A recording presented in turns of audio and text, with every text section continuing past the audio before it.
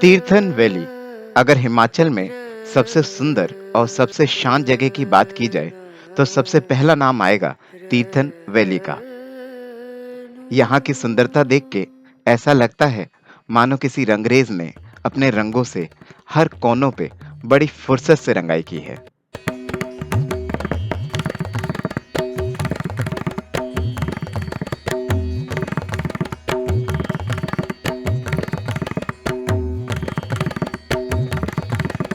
तो चलिए हम चलते हैं इस सफर पे। अब आप सोच रहे होंगे ये हम कौन है? तो इस हम के उस तरफ हैं आप और इस तरफ हूं मैं, अभिषेक मौर्य, इस कहानी का निर्माता। तो चलो अपने शूटिंग के औजार निकाल के शुरू करते हैं आज का ये सफर।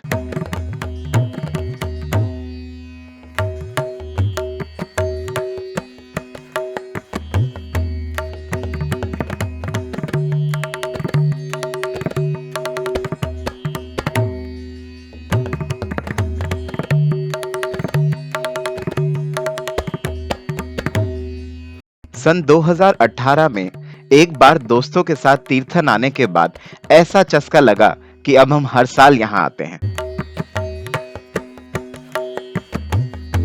मगर इस बार का तीर्थन पिछली बारियों से थोड़ा बदला बदला सा लग रहा था।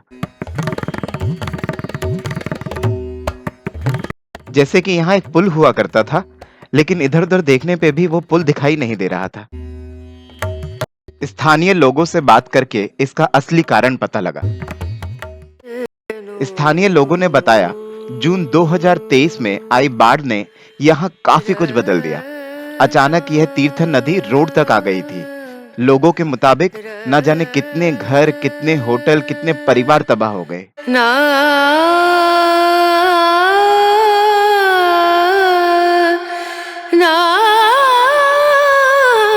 ये टूटे फूटे किनारे, ये जगह जगह आई दरारें आज भी उस बाढ़ की गवाही देती हैं।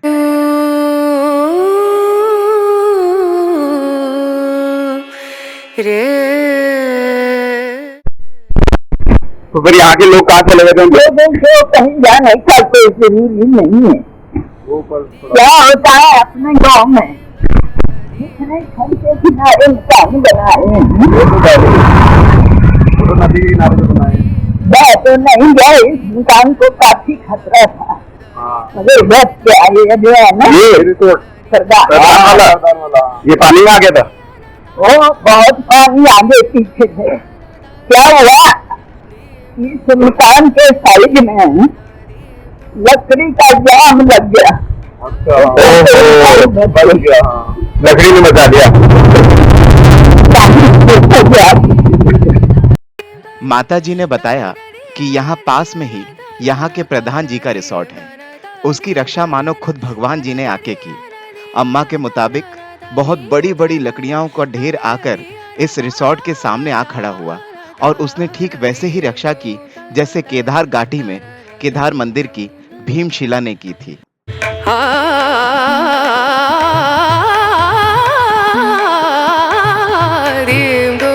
अम्मा जी इस मंदिर की पुजारन हैं। माता जी ने प्रसाद वितरण किया और हमें शाम की आरती का निमंत्रण भी दिया।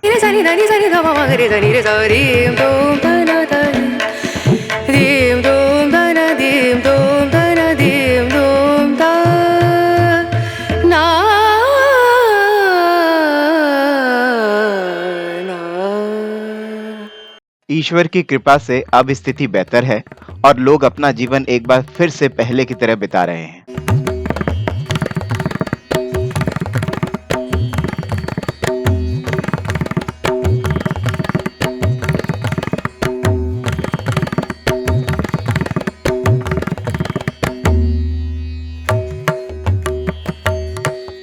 टूरिस्ट यहाँ अपनी पर्सनल कार से आ सकते हैं। आपकी कार पूरा रिसोर्ट तक आ सकती है। आपको किसी प्रकार की कोई ट्रैकिंग या वॉकिंग करने की जरूरत नहीं पड़ेगी, बल्कि हर रिसोर्ट में, हर होटल में पार्किंग की सुविधा भी उपलब्ध है।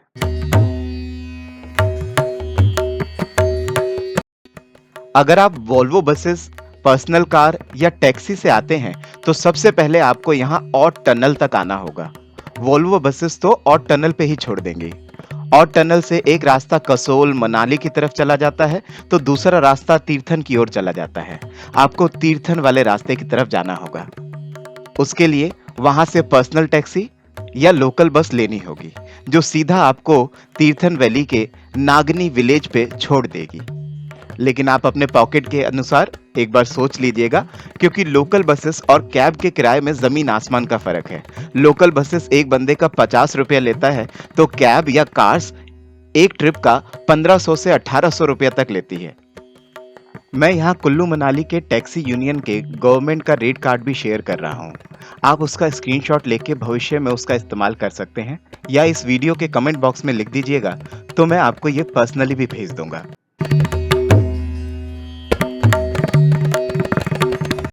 यहाँ रहने के बहुत सारे और बहुत सुंदर सुंदर ऑप्शंस हैं। आप अपनी पॉकेट के अनुसार चुन सकते हैं। जो होटल रिवर साइड पे हैं वो थोड़ा कॉस्टली हैं, और जो रोड साइड पे हैं वो थोड़े पॉकेट फ्रेंडली हैं।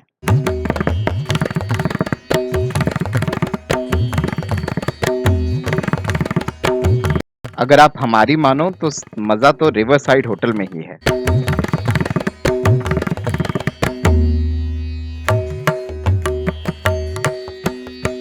हमारा होटल थोड़ा कॉस्टलियर साइड पे था।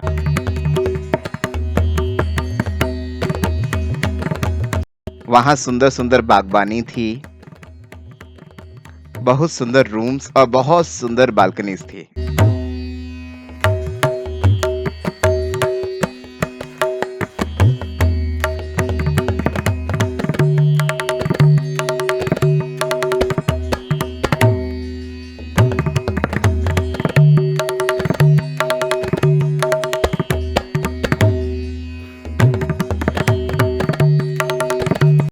And the best part is hotel बिल्कुल रिवर साइड पे ही था।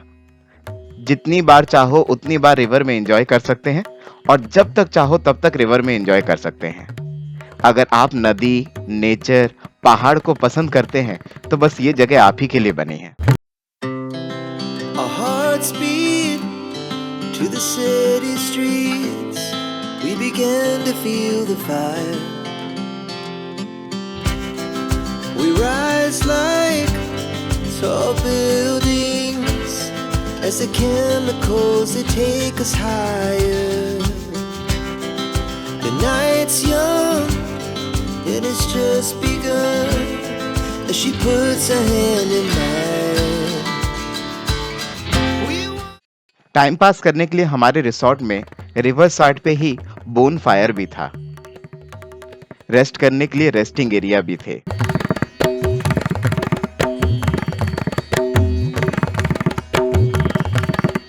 और बच्चों के लिए कलरिंग एक्टिविटीज भी थी।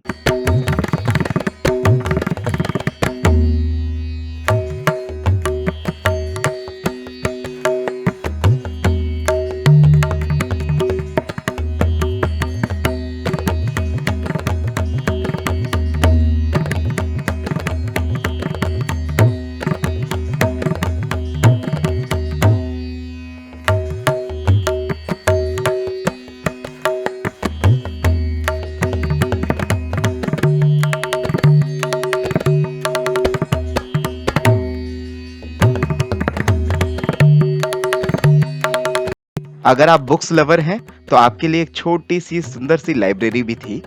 अगर आप वर्क फ्रॉम होम पे हो तो यहाँ बैठ के आप अपना काम आराम से निपटा सकते हो।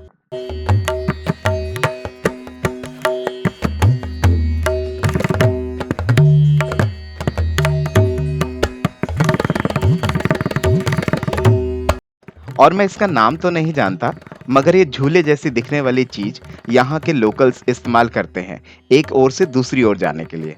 अगर आप लोकल्स को रिक्वेस्ट करेंगे तो वो आपको भी फ्री में इसकी राइड दिलवा सकते हैं। और हाँ, यहाँ फिशिंग भी एंजॉय कर सकते हैं।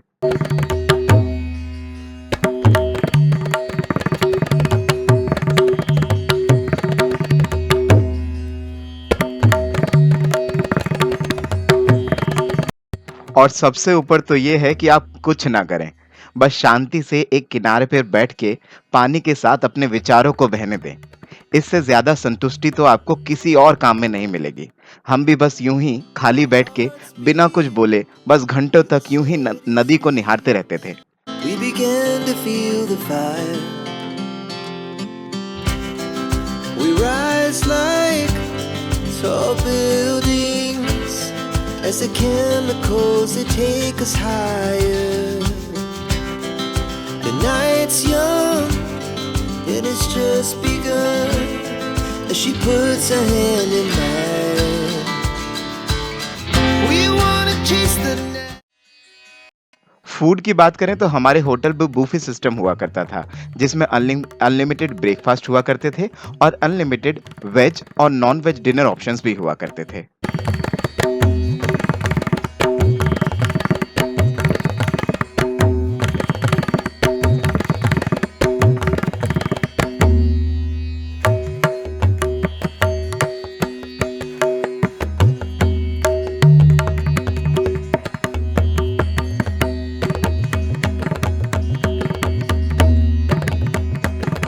तीर्थन वैली गवर्नमेंट ऑफिशियल्स की तरफ से मछली पालन के लिए भी फेमस है, जहां गवर्नमेंट ऑफिशियल्स जस्ट इस मछली पालन वाले साइट के सामने ही रहते हैं।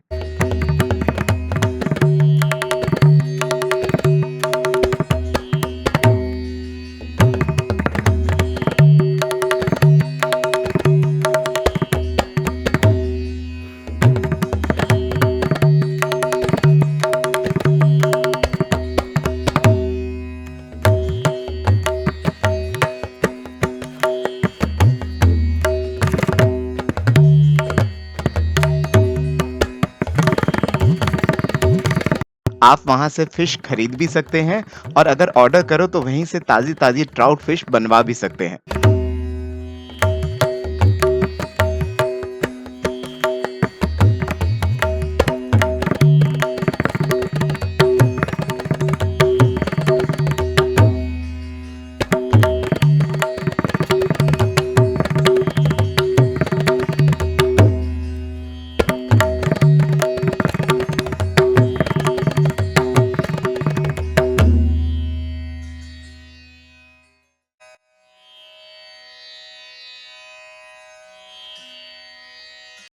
अब बात करते हैं सिड्डू की। हमें बहुत सारे लोगों ने कुल्लू की लोकल डिश सिड्डू को रिकमेंड किया, तो हमने भी होटल वाले को ऑर्डर दे दिया। शेफ ने पहले ही हमें आगाह कर दिया कि सर देख लीजिए, अगर जेन्युइन सिड्डू खाना है तो कम से कम 30 से 40 मिनट का इंतजार करना होगा। और सच में करीब 1 घंटे के इंतजार के बाद शेफ ने पेश किया सिड्डू, जो सच में अलग ही एक्सपीरियंस था। इसके लिए तो हम 1 घंटा क्या 2 घंटा भी इंतजार कर सकते हैं। आटे की बनी आउटर लेयर के अंदर अखरोट और एप्रिकोट की फीलिंग्स और साथ में देसी घी विद चटनी अलग ही चार चांद लगा रही थी।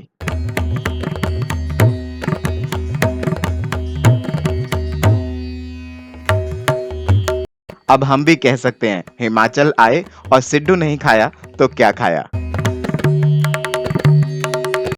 आसपास के साइट सीन और ट्रैकिंग की बात की जाए तो सबसे पहला नाम चोई वाटरफॉल का आता है। चोई वाटरफॉल नांगली विलेज से पैदल का ही रास्ता है।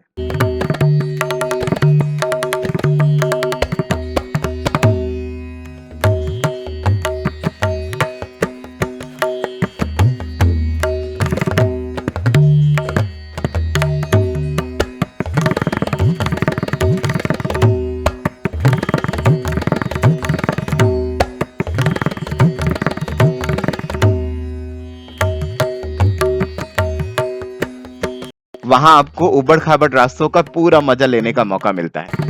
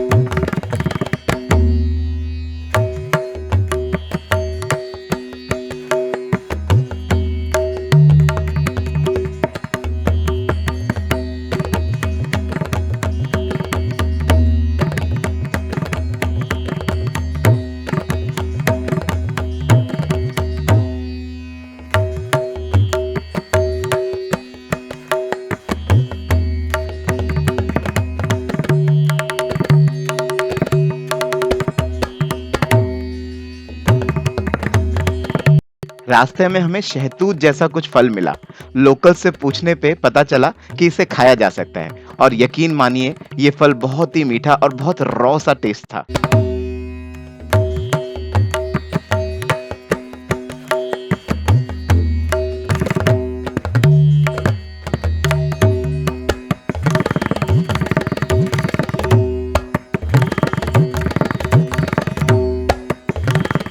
फिर हमें रास्ते में सुर्ख रंग से लदे पेड़ दिखाई दिए जो सुर्ख लाल और संतरी रंग के एप्रिकॉट से लदे हुए थे।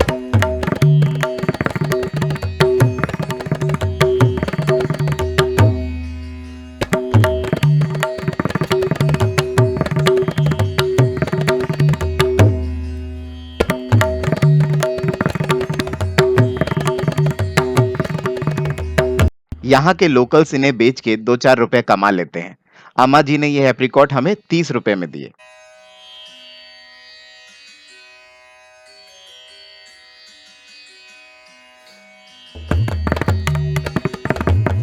ये सब एंजॉय करते हुए उबड़-खाबड़ रास्तों पे चलते हुए हम फाइनली पहुंचे चोई वाटरफॉल। बट इस साल का चोई वाटरफॉल थोड़ा डिसअपॉइंटिंग था। वाटर फ्लो बहुत कम था।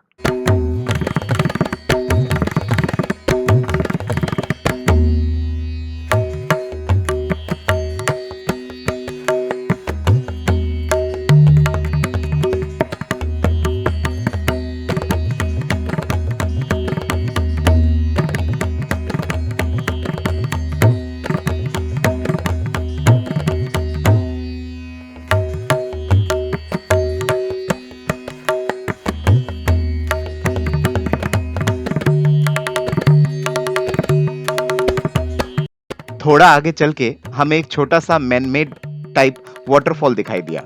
वहां हमने अपने डिसअपॉइंटमेंट की पूरी कसर निकाल ली। वहां हमने पूरा एंजॉय किया। Our hearts beat to the city streets. We began to feel the fire. We rise like tall buildings as the chemicals they take us higher.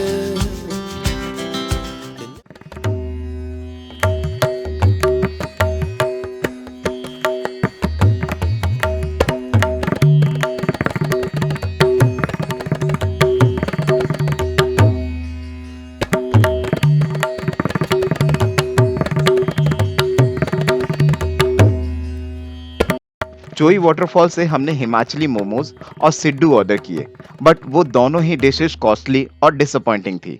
इससे हमें पता चला कि ये लोकल डिश सिड्डू हर जगह खाने वाली चीज नहीं है, हर जगह अच्छी नहीं मिलती है। थोड़ा मजाकिया लहजे में बोलूं तो अगर शेफ कम से कम 30-40 मिनट ना लगा रहा हो तो समझ जाओ कि गड़बड़ होने वाला है और आपको मजा नहीं आने वाला है। लेकिन मेरा पर्सनल रिकमेंडेशन है कि अगर आपके साथ बहुत छोटे बच्चे या बुजुर्ग हों तो आप ये चोई वाटरफॉल प्लीज अवॉइड करें, क्योंकि यहाँ पहुँचने का एकमात्र विकल्प सिर्फ यही है कि आपको पैदल ही आना पड़ेगा। किसी तरह का कोई पिट्ठू या पालकी का विकल्प नहीं है।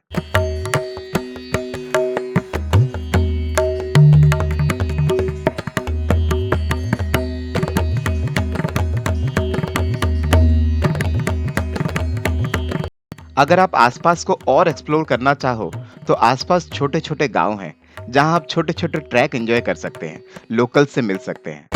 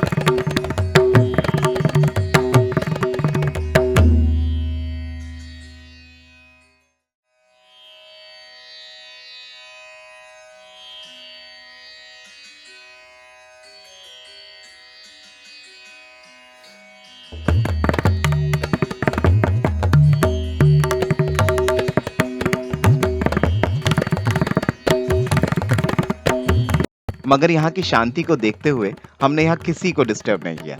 बस लोकल के जल देवता के मंदिर पे माथा टेक के वापस आ गए।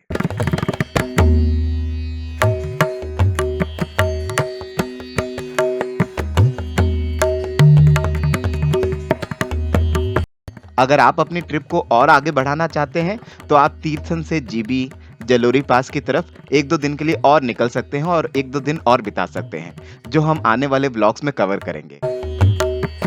अंत में मैं यही कहना चाहूंगा कि एंजॉय पूरा करें मगर पहाड़ों पे गंदगी ना फैलाएं। आदत डालें, अपना फैलाया कचरा अपने साथ ही लेके आएं और स्वच्छता में सहयोग दें। जल्दी ही फिर मिलेंगे एक नए सफर पे। धन्यवाद।